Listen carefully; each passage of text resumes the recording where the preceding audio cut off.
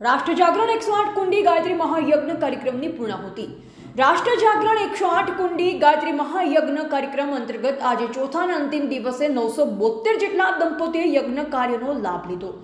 સાથે વિશેષમાં પુંસવન સંસ્કાર, મુંડન સંસ્કાર, નામકરણ સંસ્કાર, ગુરુ દીક્ષા સંસ્કાર જેવા વિવિધ સંસ્કારો પણ કરાવવામાં આવ્યા।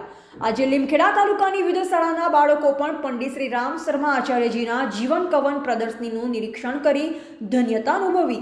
સાથે પંડિત શ્રી રામ શર્મા આચાર્યજી લિખિત પુસ્તકો માટે પુસ્તક મેળાની મુલાકાત કરી। બ્રહ્મભોજ યોજના અંતર્ગત અડધી કિંમતમાં પુસ્તકોની ખરીદી કરવામાં આવી। આજે રાષ્ટ્ર જાગરણ 108 કુંડી ગાયત્રી મહાયજ્ઞનો ચોથો અને અંતિમ દિવસ શાંતિકુંજ ટોળીનો વિદાયનો હતો।